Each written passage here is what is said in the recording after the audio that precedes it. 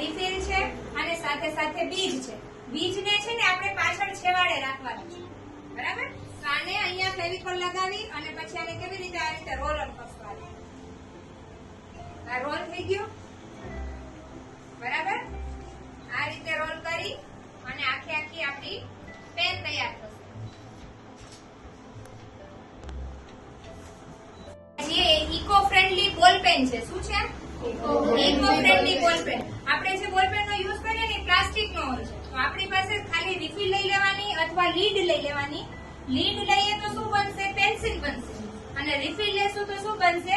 બોલ પેન. હવે આ ઇકો ફ્રેન્ડલી માં બીજું સાથે શું એડ કરવાનું છે? બીજ એડ કરવાનું. શું કરવાનું છે? આપણી પેન પૂરી થઈ જાય એટલે પછી આપણે આખી પેન ને કેમાં રાખી દેશું? કુંડામાં રાખી દેશું. કેમાં રાખી દેશું? કુંડામાં. અને રોજ એને પાણી આપશું. માટી અને કુંડું હશે એની અંદર આપણી પેન છે એ લગાવી દેવાની અને રોજ એને પાણી આપશું, જેના કારણે વધારે ને વધારે વૃક્ષો વાવી.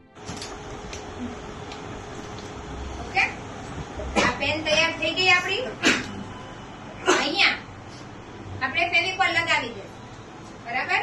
ફેવિકોલ ની સાથે સાથે આ બીજ છે એને આપણે ક્યાં રાખશું? આની અંદર રાખી દેશું, બરાબર? બીજને અંદર રાખીને અહીંયા છે સ્ટેપલર લગાવી દેવાનું, બરાબર? હવે આ પેનનો યુઝ આપણે રેગ્યુલર કોઈને ગિફ્ટમાં આપવું હોય તો પણ ગિફ્ટમાં પણ આપી શકાય, જેને કારણે એક વૃક્ષ છે એ પણ વવાશે અને સાથે સાથે પેનનો પણ એવો યુઝ થશે. એને કારણે પ્લાસ્ટિકનો ઉપયોગ થશે નહીં અને કાગળ છે એ હંમેશા ઇકો ફ્રેન્ડલી હોય. વિઘટન થાય ને એનું સડી જાય ને, એટલે આ રીતની પેન આપણે ઇકો ફ્રેન્ડલી પેન બનાવી શકાય છે. બનાવશો ને તમે લોકો પણ? તો ચલો બનાવો.